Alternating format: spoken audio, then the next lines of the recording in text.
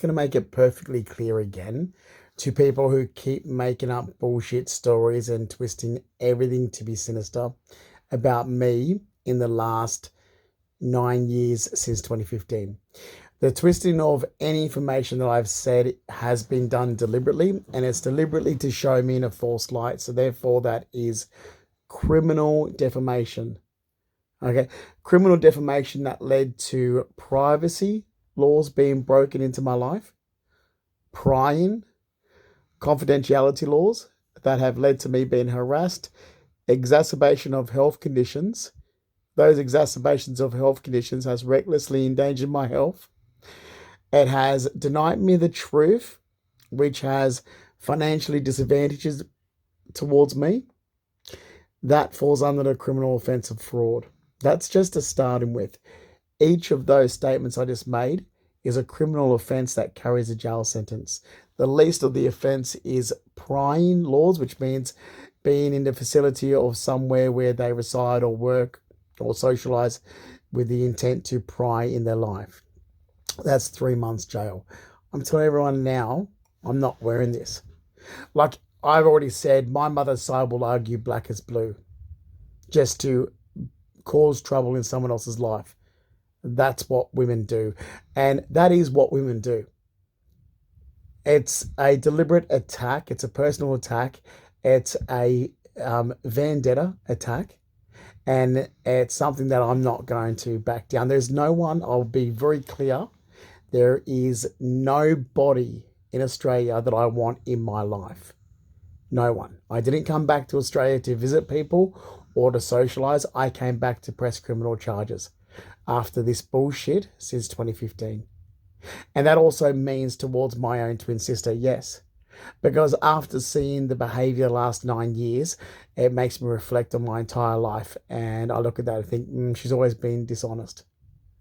Always being dishonest. And that goes for something simple where I can look, and I've seen so many women use the fact that they're women and they're petite and whatever and lie. Stand there and absolutely lie and be dishonest. Now, a good example of this is my last name's Fleming. Mine and my twin sister, our surname is Fleming. We're from our mother's first husband, Mark Ian Fleming. Okay, he's a builder, or was a builder, he's retired. Growing up, we had a full-time working father who's a builder and a full-time working mother who was a paralegal. Now, when my mother moved in April 1989, now this is the thing as well, everyone keeps bringing this up about Tamworth. What has that got to do with me? What has Tamworth got to do with me?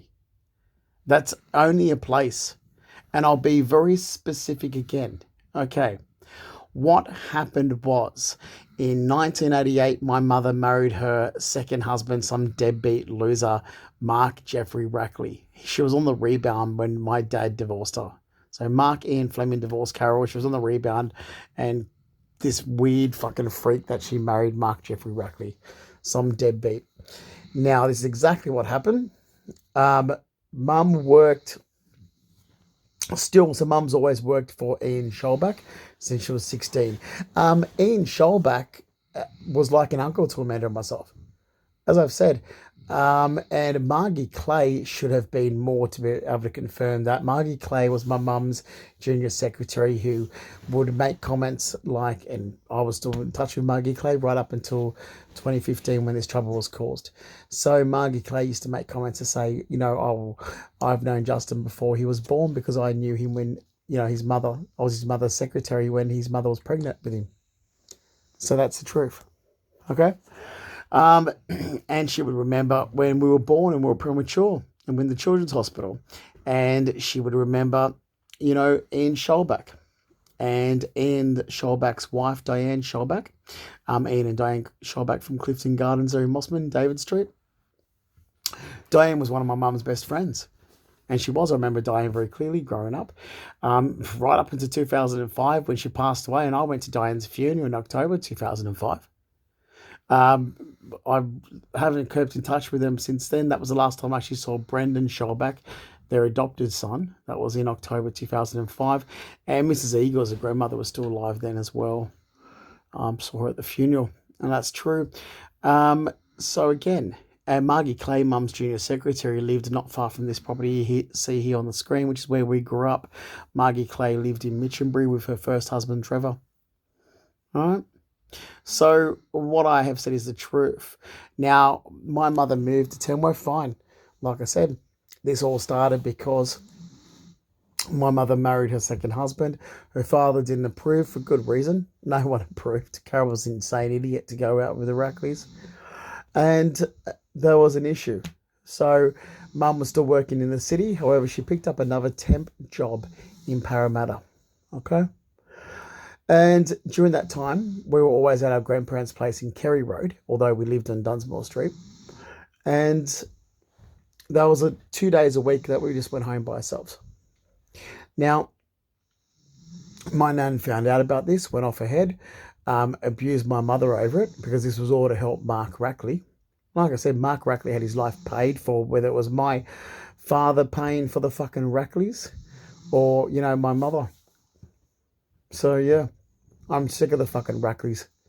Anyway, so there was a big fight. Mark and Carol Rackley stayed at Cola River on a weekend holiday. Mark Rackley read about Tamworth in the newspaper. He wanted to go there for a holiday. They went up there for a weekend, liked the environment, although I still believe, I don't care what Carol says, she bought that place to impress Mark Rackley because he liked the area. Mark Rackley used to go to Tamworth. Oh, he loves it. It reminds him of Adelaide, where he had his first family from his first marriage.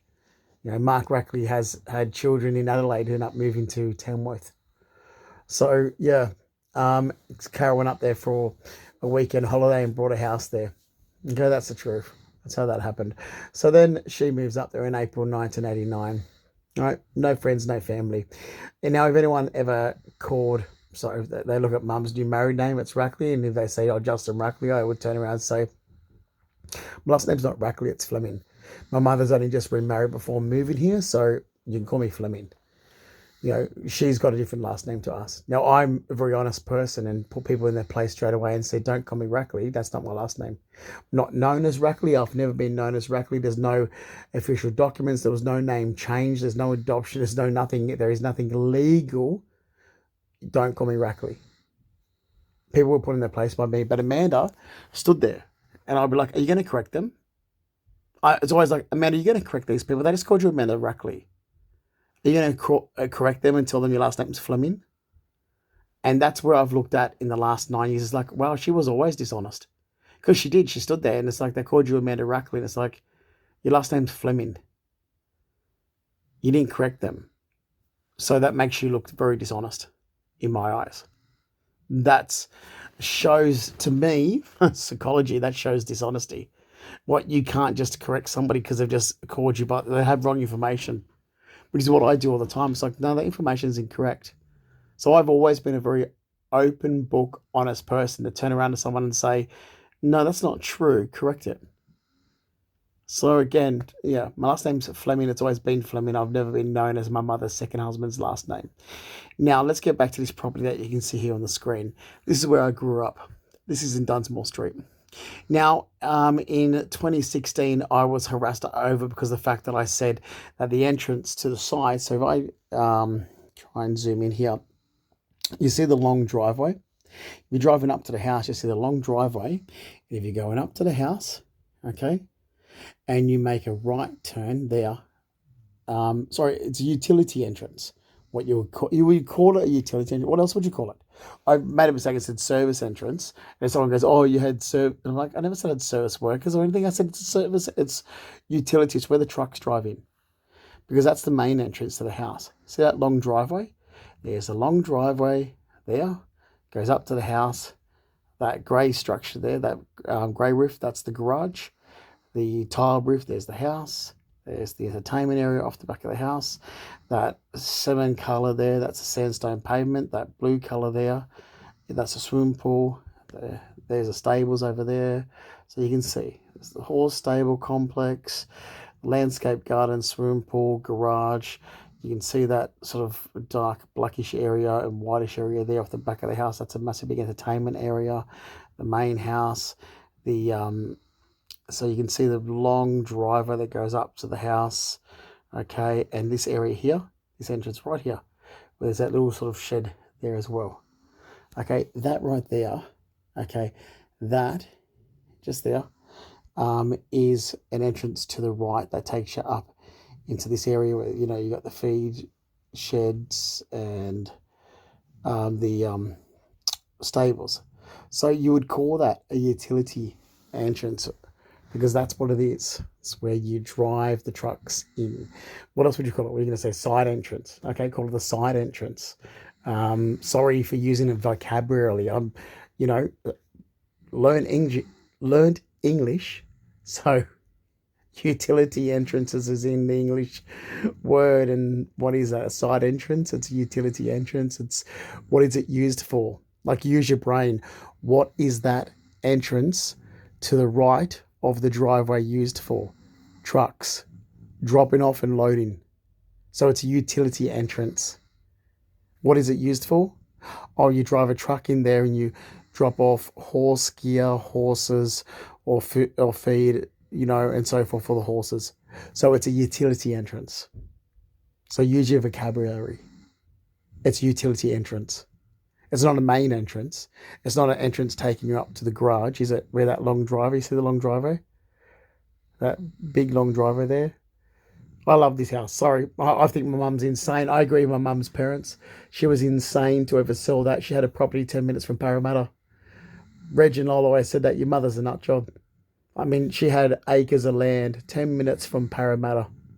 She had everything in Sydney and she sold it